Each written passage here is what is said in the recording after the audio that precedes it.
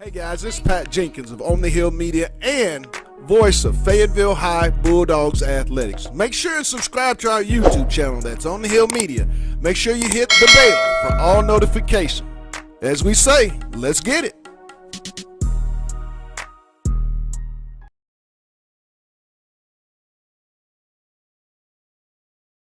What are you looking forward to in the scrimmage tomorrow?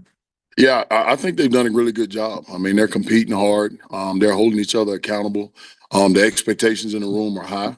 And even with the guys that are coming back, I mean, they're really putting a lot of pressure on the young guys to learn things and kind of develop and come along. So it's been good. And tomorrow, I'm just, I want to sit back and let them play, see where we are, see what we have to do. We've got a lot of work to do, but I want to see where we are at this point tomorrow. And I think, like I said, they've done a great job up to this point, though. Is Eric Gregory the most undervalued guy on this team? Doesn't seem like he gets a lot of headlines or all SEC recognition stuff. Started 12 games for you last year, 6 years. Yeah, he's so valuable because he does so much. I mean, he can play both inside positions, he can play outside. I mean, he did that early in his career, and I kind of agree with he's very, very underrated. But he does a really, really good job. He's such a humble kid. That stuff doesn't bother him. He doesn't think about it. He doesn't ask questions about it. It's not even an issue with him. He just shows up and he works every day. Coach, two kids I wanted to ask you about, Quincy Rhodes and Kiwi Rhodes. How are they coming along? Are they developing like you want to? Yeah. Kiwi's doing a really good job. I mean, he's gelled with the room great. A lot of times when you bring transfers in, you don't really know. You kind of try and pick the best kids that kind of can gel with your team and your room and all that. And you don't know how it's going to end up. But Kiwi, man, it's such a great relationship with the guys in the room. And he's developing a lot like I thought he would. And I have no issue with at any point if Kiwi had to jump in and be a starter, and he's pushing. He plays hard, and he does a lot of really good things. So I'm excited about him. And then Quincy's just a kid that's really growing up, still a kid that doesn't realize his ability and he's such a big kid, 6'7", whatever, and almost 285 pounds. He's still a baby. And he's growing up and he's learning the system. He's learning football. And as he learns football, he's becoming a better player. But I'm high on him and I'm high on the room. I think they've done a good job.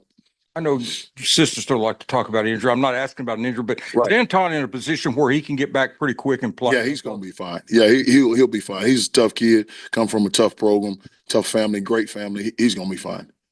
The buck position, I'm wondering, when does that come into play most often? What kind of offensive sets? And what have you seen from how it might benefit you guys? Well, I don't know if the position itself, just say you tied into what offensive guys are doing, is more so a scheme. We play with that guy on the field and we have the ability to play with different personnel. We have the ability to play with the same guys on the field. And I think that's the good part about what we do and how we do things. And so it really is just a position within the defense that could be manipulated however we wanted to do it. And it really boils down to what we're getting ready to get that week, how much we want to run certain things and all that. But that position and those guys that are playing that right now play. I got it on the web page. If y'all get a chance, go check out onthehillmedia.com.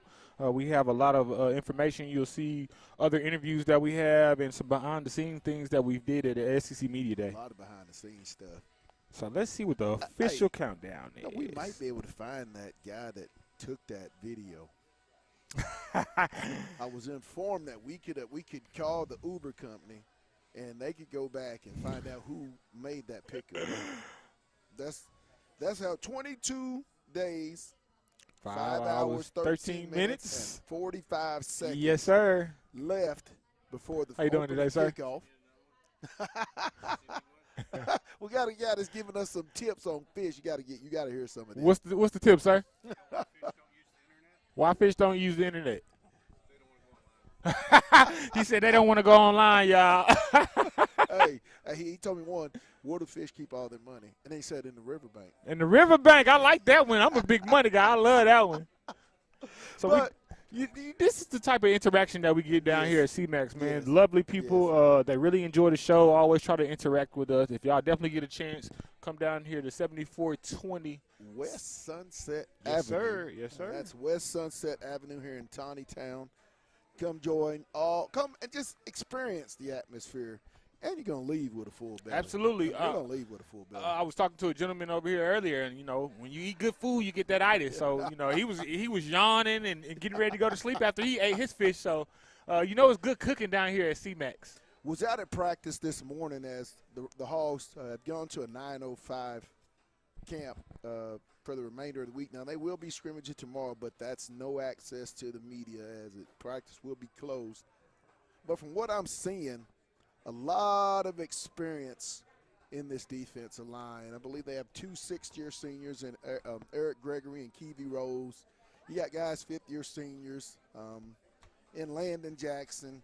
A lot of maturity within that group. And I think Coach Deke Adams kind of echoes, and we'll let you hear more throughout today's show of what Coach Adams had to say about just where he feels like the defensive line is. Younger guys talk real highly of Charlie Collins and Kavion Henderson, 2 freshmen defensive linemen that I know is going to have a really good career. Talked about Ian Griffard, Quincy Rhodes, just a lot of depth in that room, and Coach feels that it's going to be a strength. I know talking to Ben Souders, and if you watched his press conference last week, the defensive line was one of the rooms that Coach Souder mentioned that he couldn't wait to see. And I agree with him. I think Deke has done a great job not only preparing this team, but even bringing in more and more talent through the recruiting process. I think he's one of the top defensive line coaches. And listen, Arkansas, pay the man his money. There's no reason with what he's done developmental-wise with these guys, Landon Jackson in particular, and some of the other guys that he's had been able to mentor. He has a great defensive lineman, I think one of the 5 best. Cannot be one of the lowest paid defensive coaches in the conference. I'm not understanding that. So, Pat, name 2 defensive linemen that we should watch outside of Landon Jackson, and Cam Ball. Give me two defensive linemen that's kind of and no Cam Ball, because we've seen Cam Ball. Quincy Rhodes and Ian Griffard. Those are going to be my 2. The 2 redshirt freshmen. I think Quincy Rhodes and Ian Griffard. And you know how I'm about Ian Griffard. And people that's listened to my show, and even people that hear me talk about the defense line out and about Northwest Arkansas, Ian Griffard has a chance to be one of the elite defensive linemen when this young man leaves the University of Arkansas. I see him listed at 6'5", 388, but get this. In that 388, the guy has 23% body fat. So you're talking about almost 295 pounds of muscle. That's unbelievable.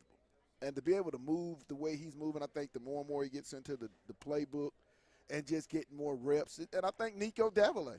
I think Nico's going to be a guy that you're really going to be high. So I think with those 3, Nico, Quincy, and Ian Griffard are going to be the 3 names on that defensive line people start to know about. Do any freshmen come in making the impact of the defensive line? I think Coach is one of those coaches. If you can make the defense better, he doesn't carry your classification. I do think you're going to see Charlie and Kavion play. I think you will see those true freshmen get in the lineup. I mean, when you watch practice, those guys aren't afraid to jump in the front line and take those reps against what I consider a very good and experienced, a very physical Arkansas offensive line. I mean, these guys are jumping in there. With so much depth, who do you see possibly redshirting or maybe using that extra year because it's so much depth? Who do you kind of see? I think Arkansas is in a situation. I don't think they can redshirt nobody. When you're trying to save your job, you got to play all hands on deck. If they can play and make it play and help you get better, you got to play them. And I think it's got to be a week-to-week thing. You can't allow complacency to set in on this football team this season. I mean, iron's got to continue to sharpen iron. And the best players, the best 22 to 44, whatever it's going to take week to week, those guys you have to put on the practice field. So I think, and in the games, everybody's got to come to practice, and it's an audition for the weekends. Absolutely, and I'm eager to see because I think this is because it is so much what's the word we usually use uncertainty with who the top teams are, I think you are going to have a week to week Right. because there's just going to be so much up and down. You don't know who's going to get hurt. You don't know who's the starter. You don't know what you're getting from these younger guys. You don't even know what you're really getting from your transfers.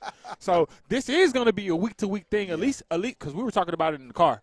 Those first 4 games, we talked about it actually yesterday. Yeah, but those first tell a 4 lot. games are critical to Arkansas. Right.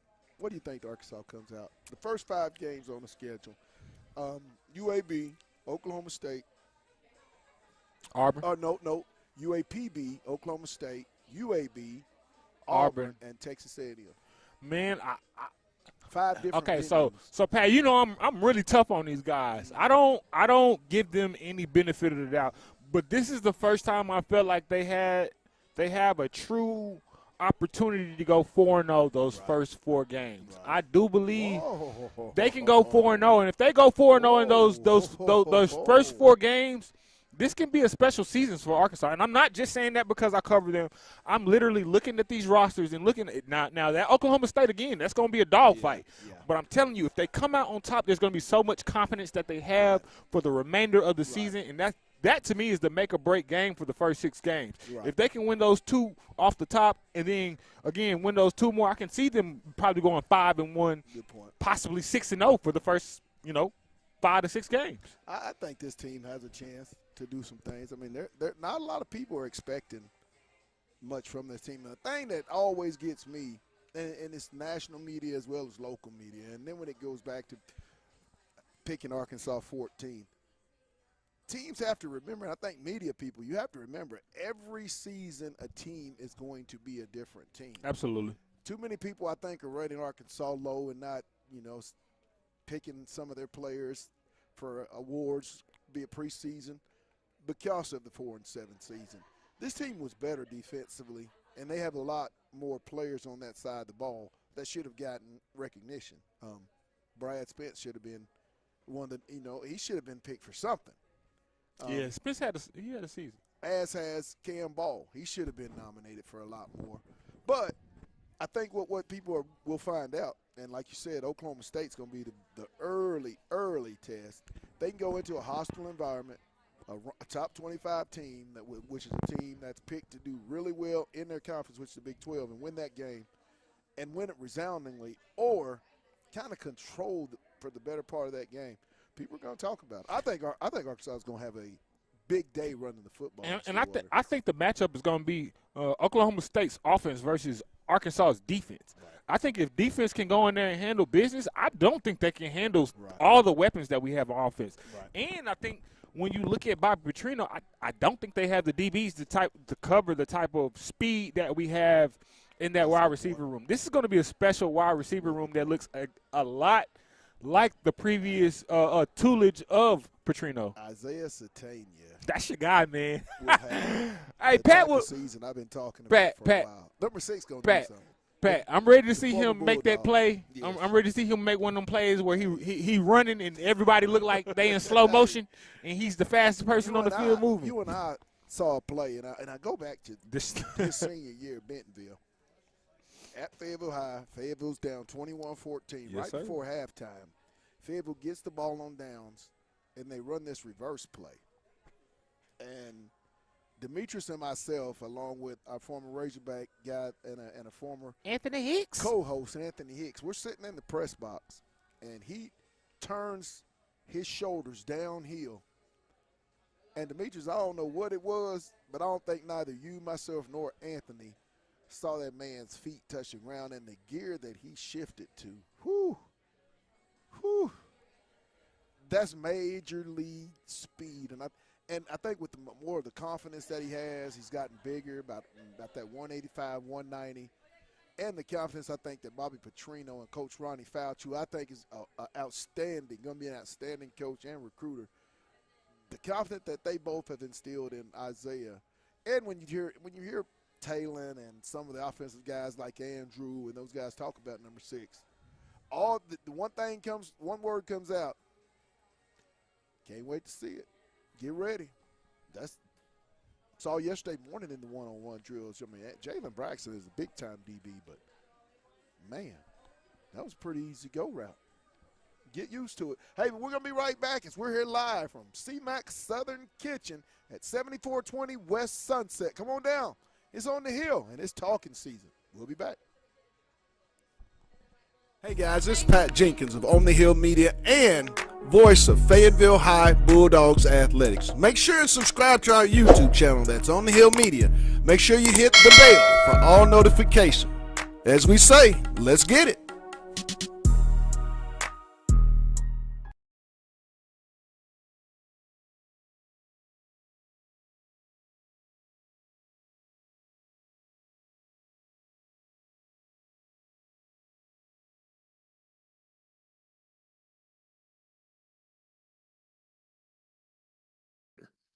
Landon's decision to come back was a big deal. Right. What did that mean to you personally? And then if you can go from there to talk about just all the experience you got Yeah. coming back in your room, what did that does for you as a coach? Well, it was huge for me because, he and I sat down and had a conversation, and he had some goals in mind and his family had goals in mind. And I think that he wanted to come back to reach some of those goals at this level and even moving on to the next level. And, he's such a really good kid, and I say a kid, a young man, and he's married and all that, and so he's done a really good job. So I'm expecting a lot from him, and it meant a lot to me for him to come back. And so he just knows he has things he want to get done, and that was a big part of it. And then just the experience in the room. We've got guys in the room, and the Landon Jackson, the Kiwi Rose, the Eric Gregory, all those guys. There's a lot of experience between those guys. But we really need the younger guys to step up and come on and develop. But the experience means a lot, because now I can spend a lot more time with the younger guys trying to bring them along faster than it would if we didn't have all that experience. You talked about looking for versatility out of the Buck role. What do you mean by that? What are you looking? What's the kind of player that you're looking for, and who all's been working at that spot? Well, we're looking for a kid that has the ability to rush the quarterback, that also has the ability to drop in coverage, and it's just more of an outside linebacker type mindset, but the same type of ability, like I said, they can put their hand on the ground, line up on a tight end, and play in this league. We've had multiple guys work at it. Nico's worked at it. Brad Spence has worked at it. We're training some of the younger guys depth wise. So it's just different right now. And like I said, they're all pushing each other right now. You refer to as a Buck and not as like a Sam linebacker? No, not really. It's more like an outside linebacker, but it could be. I mean, the two guys that are doing it are athletic enough to be able to do it, but that's not the way we see it right now. We've done this whole press conference. We have CMAC Southern Kitchen at 7420 West Sunset Avenue. Come on down. Get you some good food, and I mean, as they say, it's just that good. They've got, if you like po' boys, they've got the shrimp, they've got the fish, and they've got the chicken. If you like hamburgers, they've got this one burger called the CMAC. I hadn't had it until I start coming here, but I'm going to continue to have it. They've got wings. They've got corn nuggets. They've got what's that? The corn, the other kind of corn. Oh, hush puppies. They've got hush puppies. They've got so much stuff. I mean, they've just got so much stuff I can't even remember it off. And some of the best shakes you've ever had. I know. I'm telling you now. The catfish, they've got the catfish family edition. Woo! I think the only thing I haven't tried is the tacos, but I'm gonna try some shrimp tacos. They got the tacos. They got everything down here at CMAC Southern Kitchen at 7420 West Sunset Avenue. As we're here live talking Razorback football, as they're just 22 days away from kickoff at War Memorial Stadium versus the UAPB Golden Lions. That's not going to be too much of a game. Just being honest, it's going to be a good warm-up game for Arkansas, kind of to test some things and look at some other things and of that nature. But I really think Arkansas is going to take care of UAPB at a very, very early point in the game, and I think they'll be able to start working on some of their depth and getting people ready for the next week as they travel to Stillwater, Oklahoma for a big-time top 25 matchup versus the Oklahoma State Cowboys. But there's still a lot to work on as far as depth issues. And Coach Deke Adams, that was one of the main topics he talked about in his press conference today with the media. It's just how good he feels about the depth in the room. Feels like he has about 5 defensive tackles that he would feel comfortable with, about 4 or 5 defensive ends I think that he would feel comfortable with. The one thing about Deke Adams, if you can make the team better, no matter the classification, he's going to put you in the game. And that's been his philosophy, since day one when I met and interviewed Coach Adams. I mean, if you can make the team better, you're going to be in the game. And I think that's the big-time selling point, when you talk to some of these recruits about this entire Arkansas staff is the realness that they show in the recruiting process. And it pays off. It pays off tremendously. It pays off. Absolutely. I'm actually excited because I did see that. I'm actually excited because I think this year Arkansas can actually get back into that national conversation. Right. I think they can get back to the Arkansas of old where this was a team you had to circle and respect on your calendar. I think previous to years to come before guys looked at Arkansas, this is a for sure win. But I think now Sam Pittman has established enough respect amongst the conference. Even when you think about those close games back when, we lost we were down to Georgia in the first half, and it was a 10-6, and here comes Stetson Bennett. Yep, and they took off. But I think now the type of team that Sam Pittman was saying he wanted then, I think now he finally has. He has those guys where when he gets in moments of uncertainty, there's player-led leaders that can actually get them over the hump. Right. And I think those were the small things that led to that 4-7. 4-7. Oh, you talking about last year? No, yeah, 4-7. I'm talking about last year. 4-7. 4-8. 4-8. So yes. I think this year they go over the hump, and that'll be what determines them from going 500 and winning, 8-4. Because I do think they do have a ceiling of 8-4. Right. I just think it's contingent upon how these leaders come in here in times of turmoil when the game is close. Because good point. Arkansas rarely wins those close games. I'm sorry to say that, Pat, but it's like we don't have that go-to guy or play that we can figure out, hey, we need somebody to make a play. We need somebody to go in. And I think this is the first year in a while that even when you look at guys like Jaquindon Jackson, it's like, hey, we're going to hand the ball off. We know we're going to hand the ball off to him in these situations. Right. I think that's really what's going to propel Arkansas to win those close games and have a better season than last year. And I think the maturity of I think it's going to be a better leadership, a better for sure team-led football program this year. I mean, these guys just are different. I mean, the seniors and the maturity, like with the 6th-year guys and the 5th-year guys and then the 4th-year juniors, this is just a different team. I mean, when you got guys that are married, some of these young men, like I said, they have children. I just see a different approach, a different maturity about this football team. Guys that have a lot of miles on themselves in the SEC football.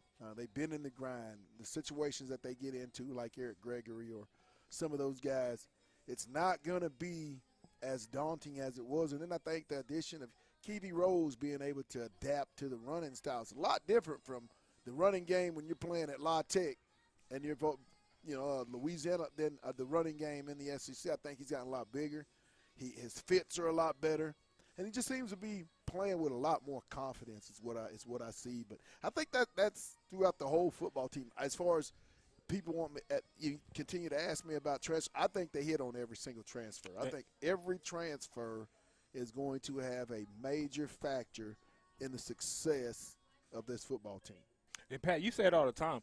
I think when you recruit kids from winning programs, you create a winning environment. Yes, and yes. I also think when you look at, your Charlie Collins coming from Arkansas State Championship, the linebacker kid from Alabama, that when you look at these programs and the type of kids now that they're recruiting, they're coming from winning programs. Right. And to me, it's somewhat what Coach T. Will talks about that standard. Right. You don't have to coach or teach these standards to guys that come from winning programs. They understand how to win. They understand how to train. They understand how to focus in and hone in on the mission at hand. And I think because they did, like you said, they do a better job recruiting. They do a better job analyzing these transfers. Right. I think they'll overall get a better product.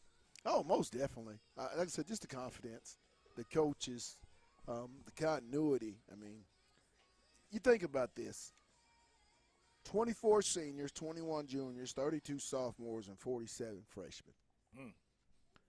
Great numbers. Say that number again, Pat. Say them numbers. 24 seniors, Mhm. 21 juniors, 32 sophomores, and 47 freshmen in the Razorback program right now. Of those 21 seniors, you're going to see a lot of those guys, or 24 seniors, you're going to see a lot of those seniors playing football. The 21 juniors, you'll see a lot of those guys playing football. This is a more junior, senior-driven team with the sprinkling of the big-time sophomores. And like I said, I think you're going to see some freshmen get a chance to get out there and get in the football field on the defensive side of the football, and even more so offensively. I think personally, I think this team is going to average about 35 points a game. Defense played well enough to win a bunch of the games that they were in. I mean, 5 one-score games. You lose 4 of those by 17 points total. So if you flip those 4, you're talking about a big-time bowl season, and maybe even better because you could have beaten LSU, Mississippi State, and Alabama. All those games were 4 points or less, and I will never forget the 7-3 game here at Mississippi State where defensively you hold a team to under 250 yards total offense and you get beat on your home field. Those are tough to take. And they can be demoralizing. And I continue to tell people, I thought the defense, as the season wore on, they just got too banged up, and I thought those last 2 games, in particular the Missouri game, they just had nothing left in the tank. And Pat, I think with the type of offense that they play, it's going to be a lot more exciting, and it's going to allow for higher profile players to want to come here. I'm going to use a term I like to use. People are going to be running butt naked open. Oh yeah, wide receivers going to be running butt naked open. And again, it's gonna allow top receivers more interest in coming to Arkansas. As I said that word, watch us. People gonna get on us now. They're using profanity, guys.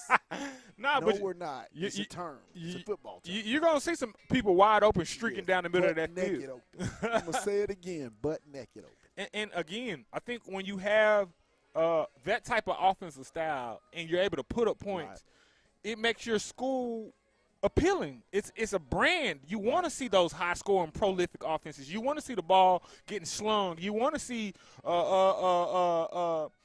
receivers eclipsing high marks, and then because to me that transfers over to who gets drafted. Yes. And at the end of the day, that's everybody's goal when they want to go D1 and play at the SEC. I'm coming to the SEC to have the highest probability chance of going to the NFL. Well, hey, we'll be right back. We got much, much more. We're live here at CMAC Southern Kitchen at 7420 West Sunset Avenue. It's on the hill. It's talking season. We'll be back. Hey, guys, this is Pat Jenkins of On the Hill Media and voice of Fayetteville High Bulldogs Athletics. Make sure and subscribe to our YouTube channel. That's On the Hill Media. Make sure you hit the bell for all notifications. As we say, let's get it.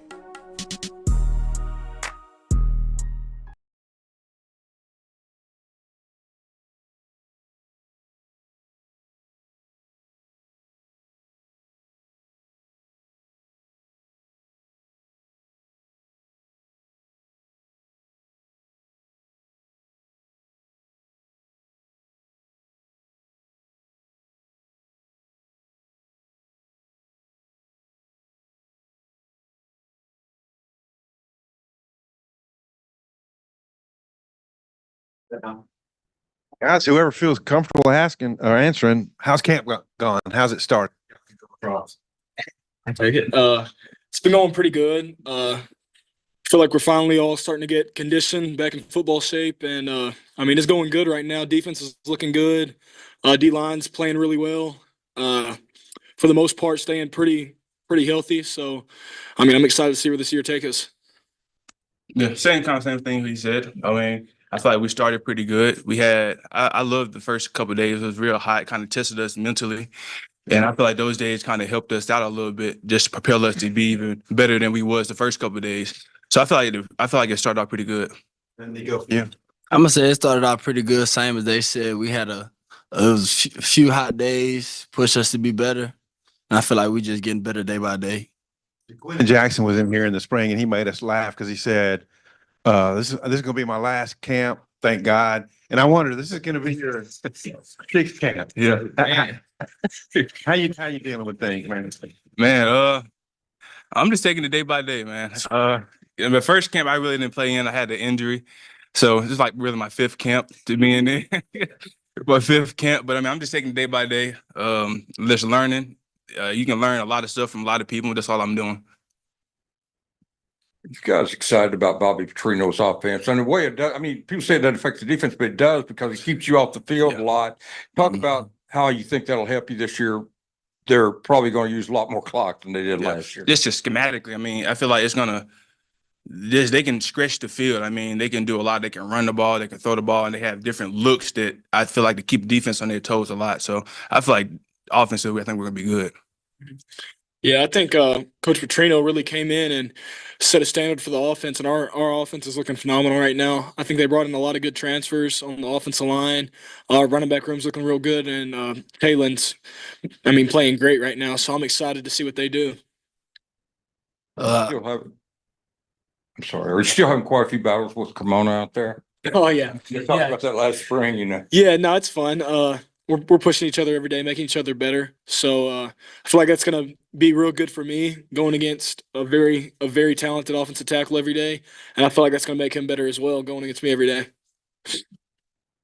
Yeah, Eric, sixth year, that's kind of rare. It's not uncommon anymore with COVID year, but a lot of guys, they don't stay at the same place for 6 years. Even if maybe they like it, they say, I'll try something different or go with here or whatever. What's been the key to you playing this long and playing here this long? And did you ever, think about going somewhere else? You just never want to leave? No, I didn't really never thought about going anywhere else. I mean, my mindset is I'm gonna stick it through out wherever I'm at. I mean, just going other places, that wasn't really my mindset. And just I didn't expect to be here this long. I mean, but life. I mean, injuries happen, a lot of stuff happens. So I mean, I'm just here and I'm glad to be here. And then you had obviously, I know you didn't play in 2019, but that wasn't a good year. And then 2020 got better. 2021 got a lot better. You played in a couple of bowls, but you've also played on some 8-loss teams. So it's kind of been the good and the bad. Kind of what's that been like, and what are you looking for here in your last year? Just kind of with the first couple of seasons, I mean, it was kind of hard, man. I came from a school that pretty much won a lot of games. So just coming in and losing, I mean, they kind of messed up a lot of people's psyche a little bit, man. And so I wanted to win. I wanted to get better. So, I mean, I tried to come in every year and perfect my craft and get better every year. And just from the team from 2019 to this team, I mean, the improvement is huge. I mean, I see a lot of the competitiveness from the off. Back here live at C-Max Southern Kitchen at 7420 West Sunset Avenue for our fourth and final segment of today's show. We will be back tomorrow to talk even more Razorback football as they'll have their first scrimmage of fall camp. We will not have availability, but we will bring you the press conference following tomorrow's scrimmage. Eric Gregory, I want to talk about this guy because in the day and age of transfer portals and people not being happy, can you believe he's been here 6 years and never once left the program? I mean, that speaks volumes for that young man. Now, I know his first year he came out of high school, injury plagued. Then you had the COVID year, and then he started getting back into game shape. But I think EG is going to have his biggest, best, and most productive season as a Razorback. Just like that, he's trimmed down, looks to be in the best shape. And then I think he's one of those guys that doesn't say much, but when he does speak, those kids listen. I expect Eric Gregory to be like a very, very, probably the most, if outside of Landon and Cam, I think he may be the next most valuable and most important player on this football team because he's played an absolute tremendous amount of football. I agree. I'm expecting that whole defense to step up. I mean, when you look at guys Year 2 under T. Will and those guys, woo. especially like guys like Jalen Braxton that's been getting a lot of exposure and coverage. You know, Singleton. Yes. He's a guy that They gained some weight, got more experience, confidence. and you know, you look at Clark back there. He's Hey, another guy, Keon Stewart, who we'll play some of the DBs later in the week. Keon Stewart was a guy coming off an injury, had played against, I believe in Michigan game in that playoff 2 years ago. I think he had a pick, didn't he? Yes. Yeah, he had a couple picks. Fighting injuries last year, but I think changed to number 1. So when you see him, he's number 1 on this year's team. That's who that is. I was one. Really? Yeah. One made some plays in camp. I didn't know who that was, but one definitely made some flashes in camp. I for sure can say that. For sure. This defensive secondary is going to be better than what I think people think. The defense, I think, like I said, I keep saying, the team as a whole, I'll say it again, this is the most comfortable I've seen Coach Sam Pittman going into any season. And when you talk to the staff, you can kind of tell they feel the same way. They like where they're at. They like the underdog role. They understand they have 7 national opportunities on this schedule, and it'll be even confirmed once I believe Monday the AP poll comes out. If they can just protect the home state this season, this team has a chance to go to a very good bowl game at the end of the year. And guess what? Pat, we'll be there. Pat, does Arkansas crack the top 25 this year? I think they have a chance, but they're gonna have to beat some teams. I think Arkansas is gonna have to get to that 5-1, 4-2. Probably beat an Oklahoma State. Probably gonna have to beat either Auburn or Texas A&M before the conversations like that start to happen. I agree, but I think their schedule allows them to crack that if they handle business. Hey, if you look at that schedule, I believe 6 of their last 8 games are in state. They are. They are. If you handle business early, then the back end of that schedule kind of favors you. And Arkansas, to me, could be that team like, say, Missouri last year where their coach is going in the hot seat. Missouri beat that Kansas State team, and it just seemed like from that game on they just took off. And Arkansas could be under that same watchful eye to have a season. But, hey, it's going to wrap it up for myself, Demetrius, and myself. Hey, we love all the interaction. We love all the views. You guys keep on coming back because we're going to have a lot to talk about. I have a feeling this is going to be a good football year and just a good athletic year for the University of Arkansas that we cover so well. But for Demetrius, myself, live from C-Max Southern Kitchen at 7420 West Sunset Avenue. Come on down, get you some of this good food, and I'm talking about the menu is endless. If your tummy is growling and you need something to eat, C-Max is the place you need to be, right here at 7420 West Sunset Avenue. But that's going to do it for Demetrius and myself. We'll see you tomorrow. It's on the hill, and it's talking season. And you know what I say. Let's get it. Hey, guys, this is Pat Jenkins of On the Hill Media and voice of Fayetteville High Bulldogs Athletics. Make sure and subscribe to our YouTube channel. That's On the Hill Media. Make sure you hit the bell for all notifications. As we say, let's get it.